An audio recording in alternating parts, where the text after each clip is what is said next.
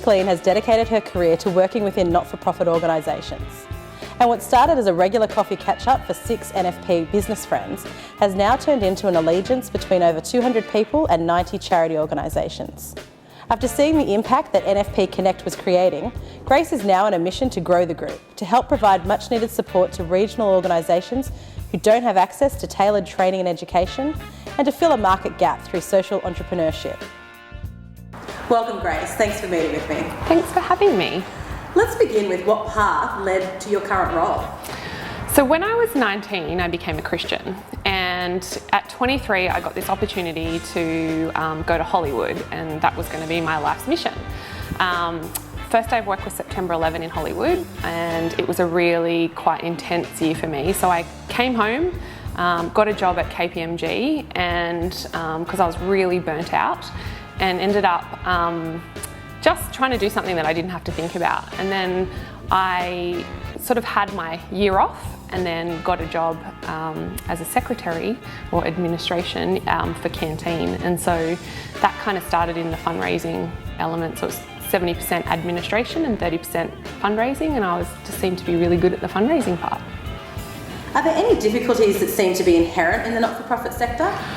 Plenty. I think the hard part about working for a not-for-profit is there's not a lot of support and there's not a lot of training that you get when you work in the space.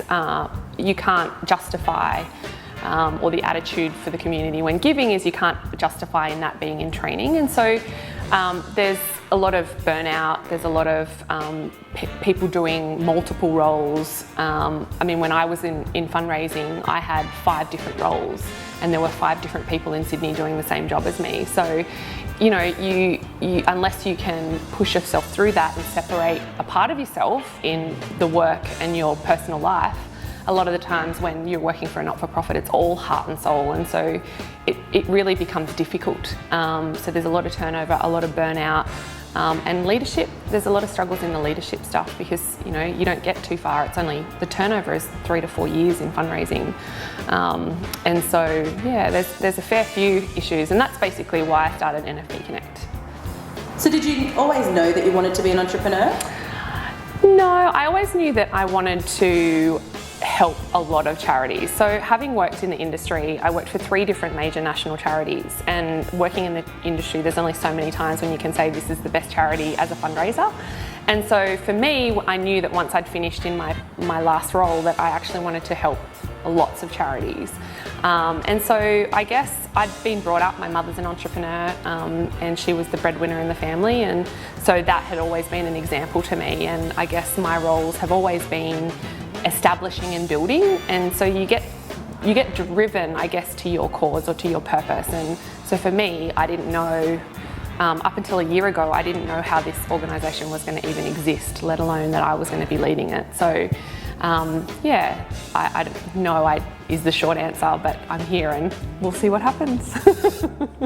What do you believe has shaped your entrepreneurial style?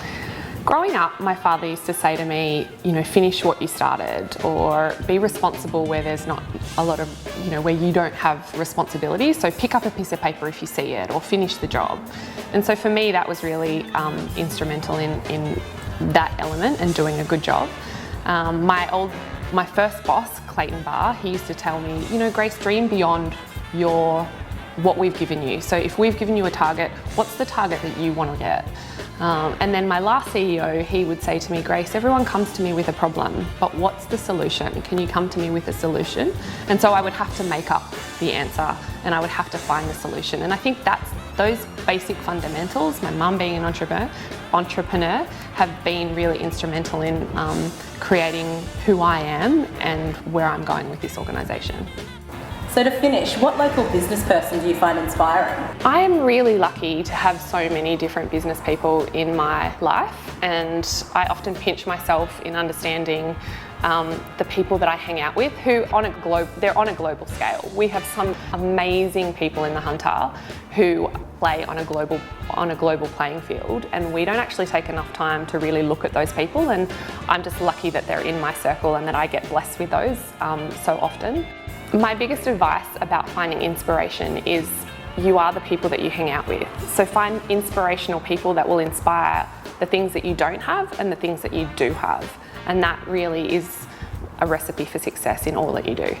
An inspirational note to finish on. Thanks so much, Grace. Thanks for having me.